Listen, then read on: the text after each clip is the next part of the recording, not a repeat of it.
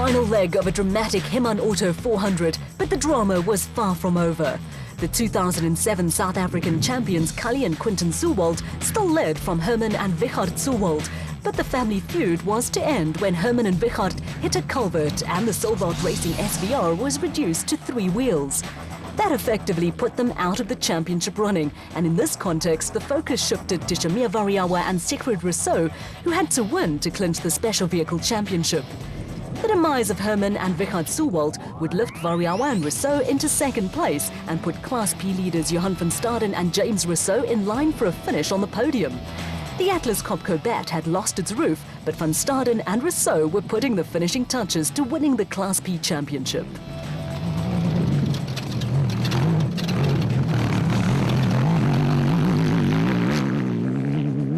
Reigning Special Vehicle Drivers Champion Evan Hutchinson and Darryl Curtis were also destined to join the list of non-finishers when the Motorite Revo 1 went out with mechanical failure.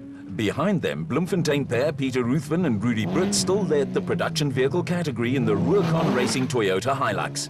But the local favourites were now under severe pressure from championship leaders Chris Visser and Jaapie Badenhorst. It would only be a matter of time before Visser and Badenhorst would hit the front of the field, but behind them, a recipe for more drama was brewing.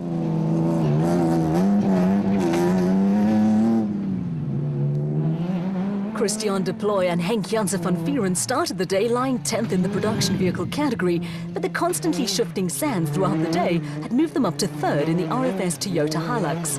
Former champions Neil Woolridge and Kenny Schulthammer started 3 places ahead of the Toyota, but the Team Ford Ranger was now running 1 place behind the young Pretoria pair.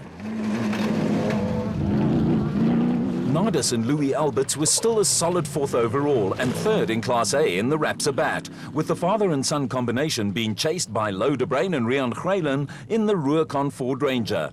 Behind the Bloemfontein crew, the retirement of Duncan Foss and Rob Howie left Anthony Taylor and Robin Houghton the only Team Castrol crew still running. And before the day was over, they would face more of the frustration that had characterized their season.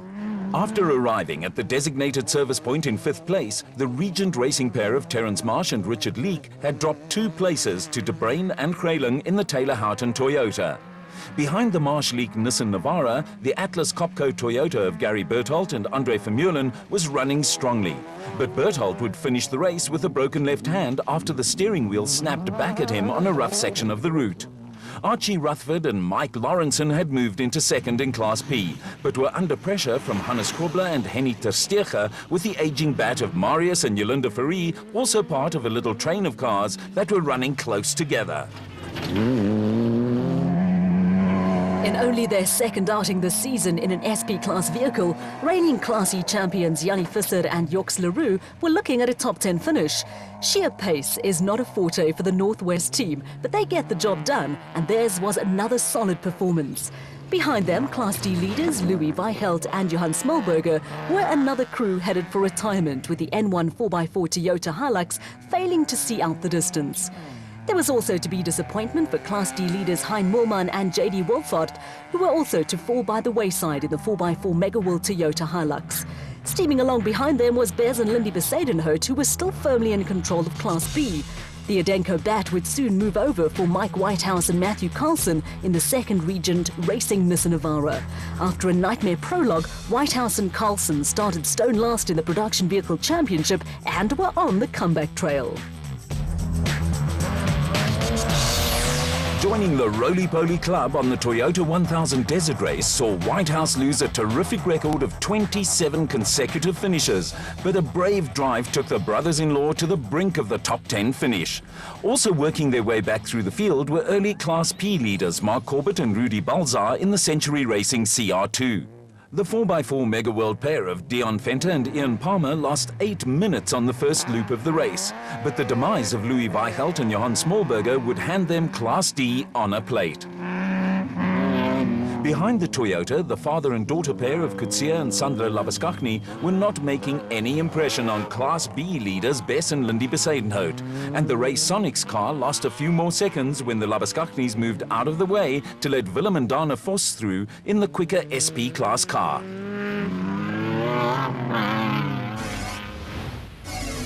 Early in the afternoon, ominous storm clouds were brewing and would provide the race with a sting in the tail.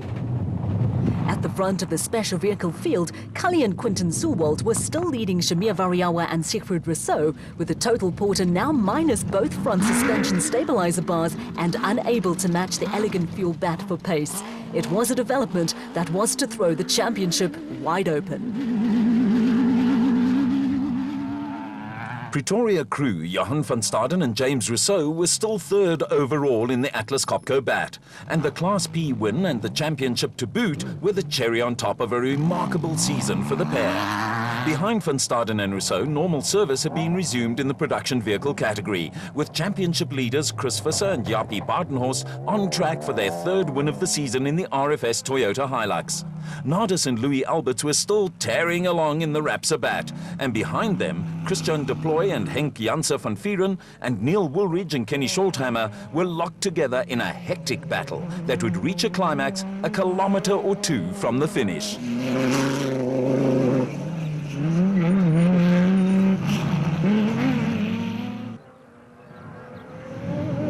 Also locked in battle were the Regent Racing Nissan Navara of Terence Marsh and Richard Leek, who had the RFS BMW of Hannes Grobler and Henny ter Steege climbing all over their back bumper. The BMW crew would eventually force their way through, but behind that scrap, there was a little cameo performance from Bloemfontein-based Rubicon Racing teammates Louw de Bruin and Rian Greyling and Peter Ruthven and Rudy Brits.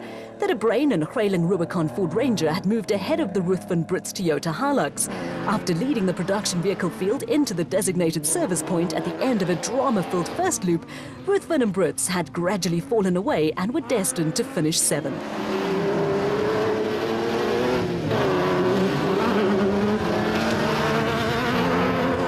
Now chasing after Ruthven and Brits were Marius and Yolanda Fourie with a late charge, taking them into second place in Class P, ahead of Archie Rutherford and Mike Lawrenson in the Regent Racing Jimco.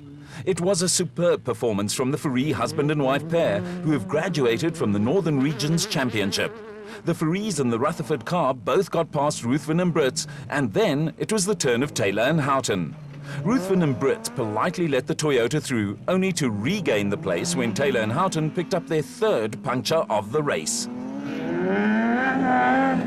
A brave performance from Gary Berthold saw the Atlas Copco Toyota Hilux hold on to 9th place. After the finish of the race, Berthold needed treatment for his broken hand, but he and Andre Vermeulen managed to keep at bay veterans Jannie Visser and Joks Leroux, who were delighted with another characteristically solid display that brought them a top 10 finish second time out in the SP Class Toyota Hilux.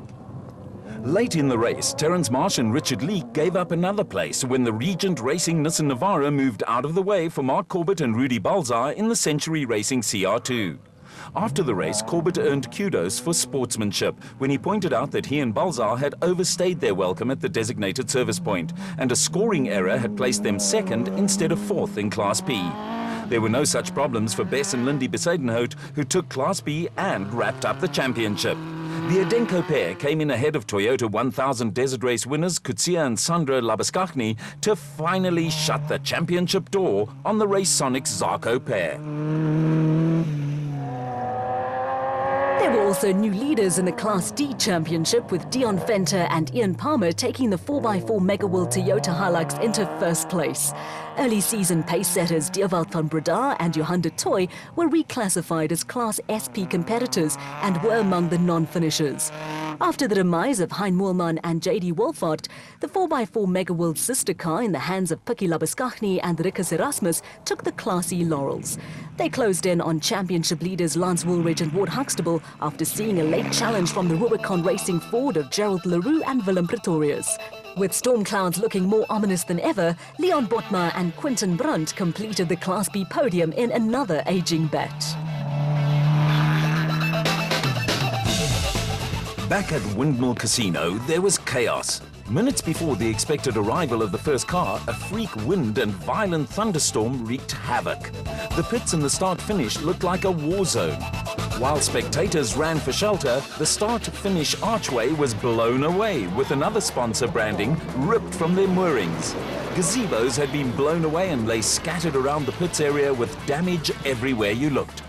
Frantic work by race officials and volunteers had cleared the road by the time race winners Cully and Quinton Sulwald arrived on the scene to take the checkered flag. The Sulwalds were followed by Shamir Variawa and Siegfried Rousseau, and Class P winners Johan van Staden and James Rousseau, with the Special Vehicle Championship now going to the wire at the last event of the season. With only 6 points separating Variawa and Rousseau and the Sulwalds, the RFS Magalies 400 in late November will decide the championship. For us coming here to Bloemfontein for the first time, lovely. We really appreciate the opportunity that we had to race here, and I'm glad that we won the inaugural Bloemfontein race. Very nice. The final margin of victory was nearly 3 minutes, but all the focus is now on the final event of the season. A feature of the results saw 4 Class B cars and 2 Class B entries in the top 10. When Chris Visser and Jaapie Badenhorst took the checkered flag, they made sure of this year's Production Vehicle Championship. The new champions were followed home by former champions Neil Woolridge and Kenny Scholthammer and Christian de Plooy and Henk Janse van Vieren.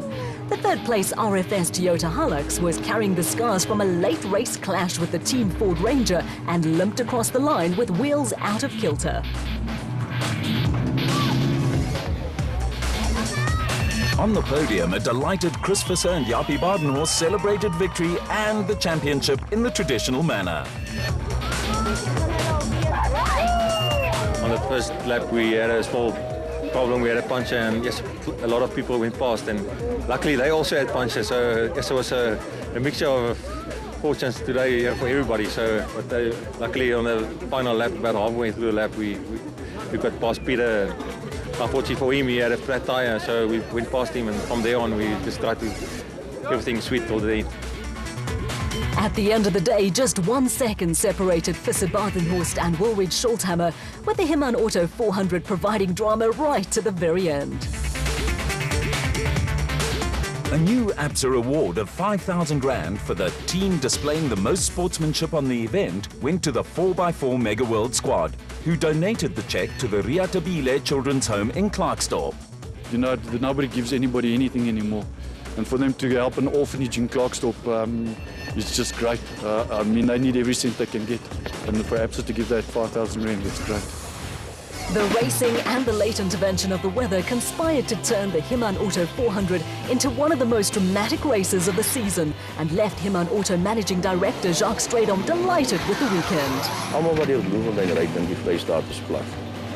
En ek dink die roete wat vandag uitgesit is, dit bewys die Vrystaat is nie so plat nie. Die weer dink ek het dit baie interessant gemaak. Ons het vandag 3 seisoene in 1 dag gehad, so ek dink dit was 'n wonderlike race geweest. Next on the ABSA Off-Road Championship, the RFS Magalies 400 at Tarleton International Raceway on November 19th and 20th. Catch the action here on Supersport.